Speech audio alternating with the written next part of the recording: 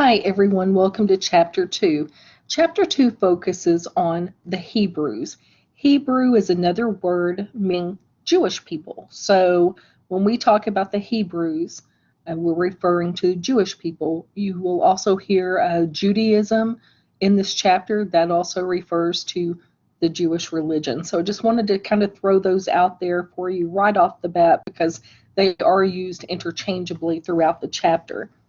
We talk about the Hebrew religion because, as an early religion, and especially as early monotheism, it is important because so many cultural values were established based on this religion, and some of them still exist today. So, at the end of this chapter, you'll be able to identify the influence of the Hebrew religion and culture on laws that built the rest of civilization. So, as I mentioned, when we say Hebrews, we're talking about the Jewish people. Western spiritual traditions are based on Hebrew and Greek civilization. The Hebrews and the Greeks were very much influenced by the Mesopotamian and Egyptian culture, the people that we talked about in the last chapter, but they developed different worldviews. The Hebrew view of God is very different from those religions of the Near East, mainly because the Hebrews believed in one God. They were monotheist. The Near Easterners believed in many gods, or they were polytheistic. And there are those terms for you again, monotheistic and polytheistic. Most of what we know about early Hebrew history is actually based on the Hebrew Bible.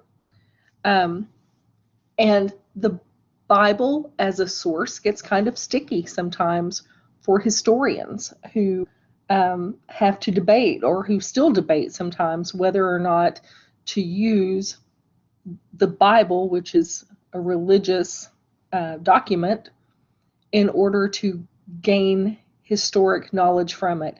However, with the Hebrew history, that's pretty much all we have in terms of history. We have this Hebrew Bible with information of people past and events past. The Hebrews actually originated in Mesopotamia. We mentioned before that Mesopotamian culture actually had an impact on the Hebrew people. They ended up moving to Canaan, or Palestine, the area that you would know it as today. The Hebrews were semi-nomadic people. Nomadic means roaming. So they were semi-roaming people, and they wandered Mesopotamia and Egypt. As they wandered, they picked up cultural elements along the way. I want to point out that, we talk a lot, and we talked in the last chapter about hunting and gathering. If you're hunting and gathering, then you have to be nomadic because you have to move to the next place for food, shelter, all the things that you need for survival. So when we talk about the Hebrews, they were kind of living this semi-nomadic life. They were roaming.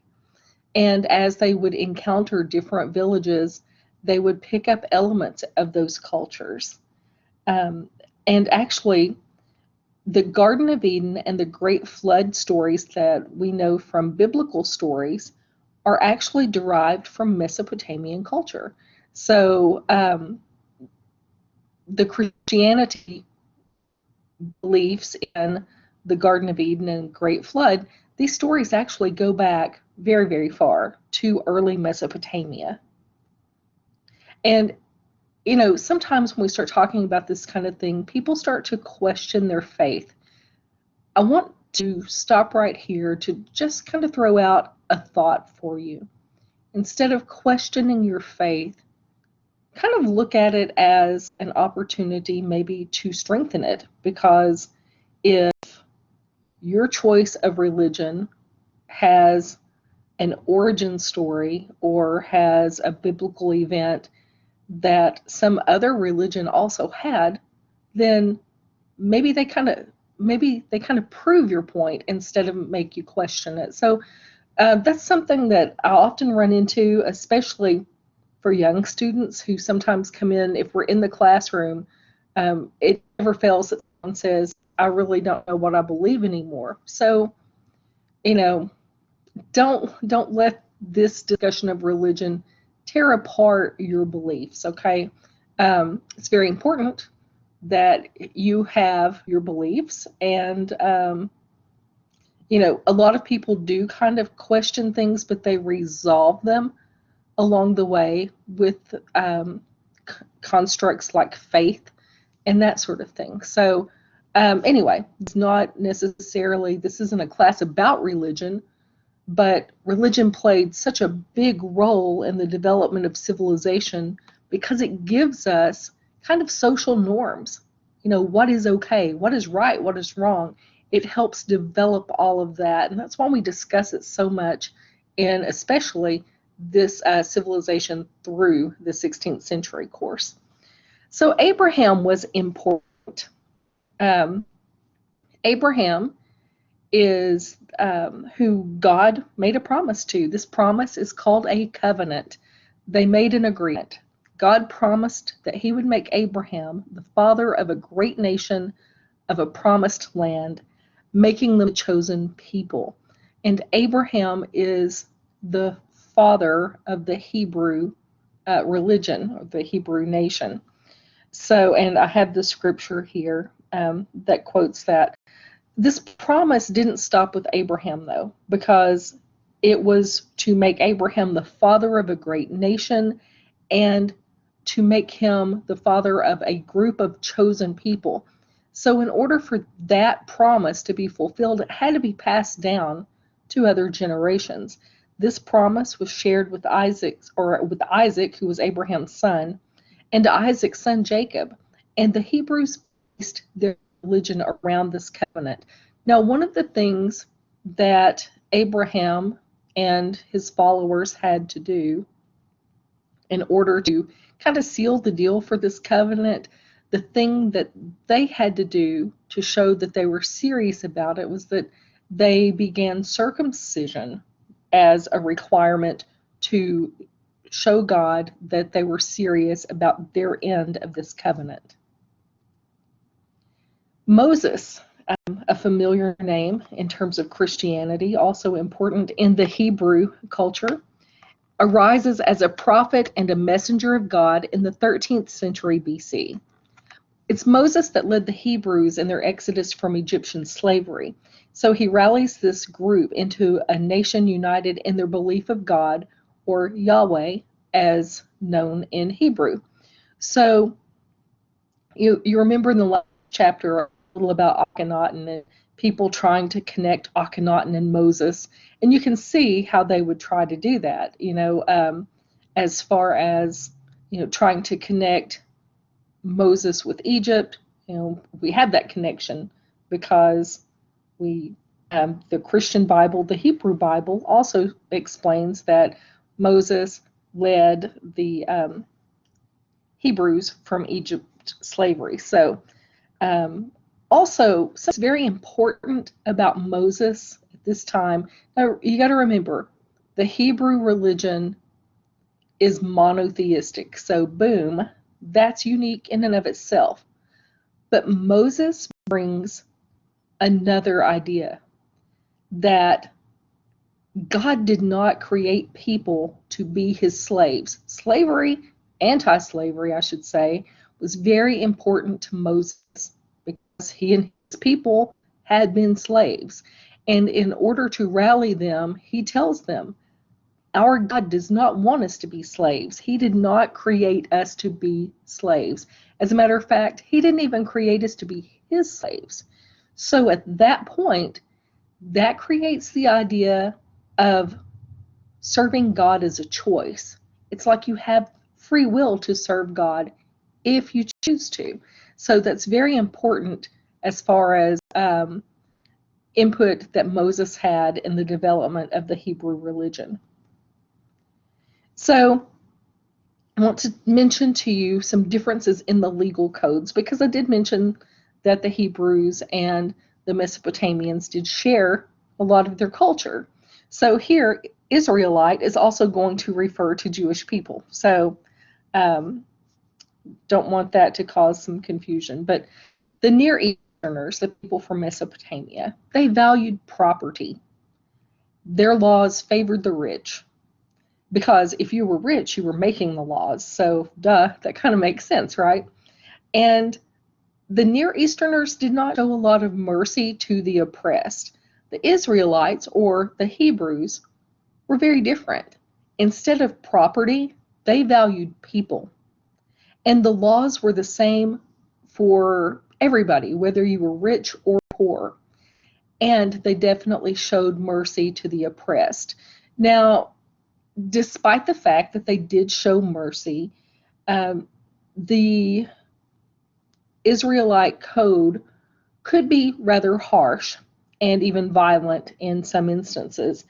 For example, those who chose to serve other gods, those who chose to be polytheistic or to worship false idols, they were stoned to death by their own family members.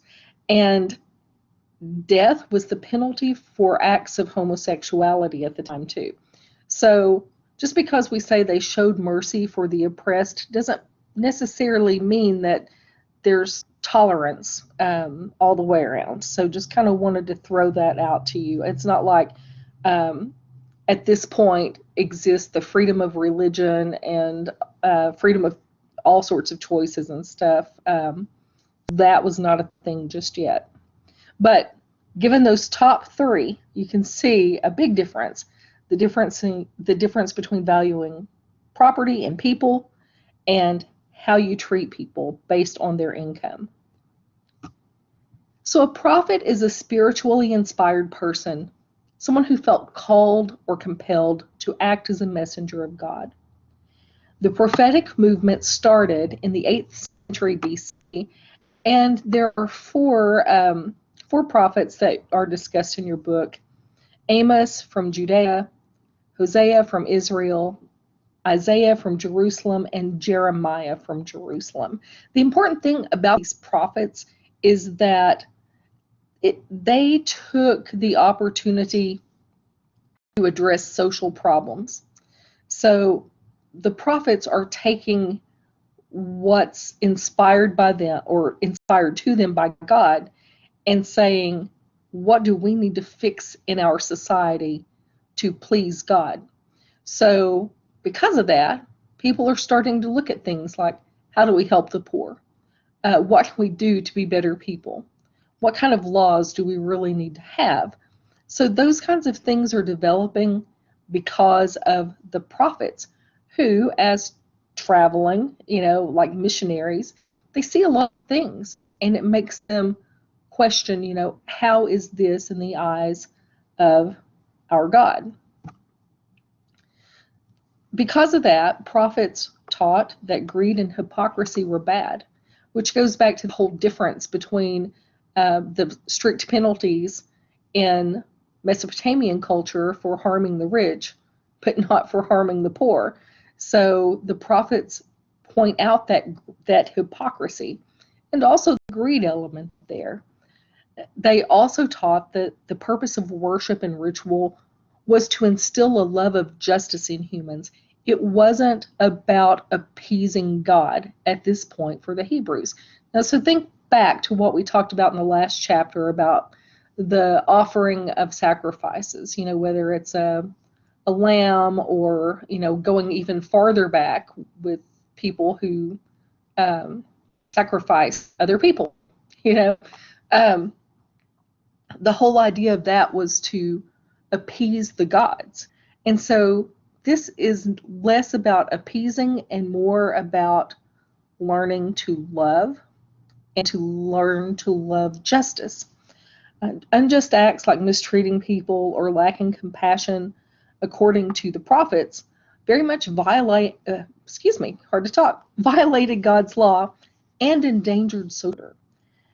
The prophets denounced war unless they were fighting opponents of God, which is going to become more and more important as civilization develops. This idea that it's okay to fight in war if you're fighting for God will develop as we end up in the Middle Ages, Crusades, and that sort of thing.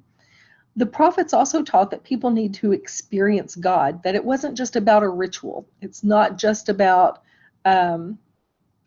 attending a religious festival and donating funds for that festival and sacrificing something.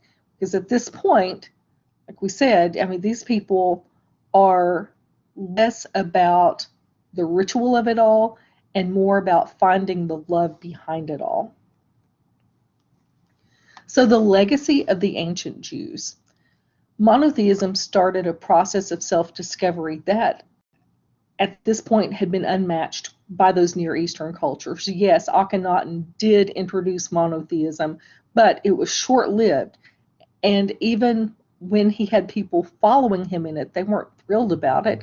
As soon as the man died, they tried to erase everything about it. But this Hebrew monotheism is what really started this cultural shift toward one God. Christianity emerged from ancient Judaism and still today shares some similar values. The Jewish vision of peace and social justice is still the basis of Western life. Also, as far as the ancient Jews went, their monotheism served as a ray of hope for people who'd been oppressed. Remember, think about what Moses said: God does not want us to be slaves. Well, if you've been oppressed, if you've been stuck in slavery, that's a huge statement. That's like, God wants better for me than this. So it was very much hopeful, very, very hopeful. Biblical stories spurred creative thought for authors and poets.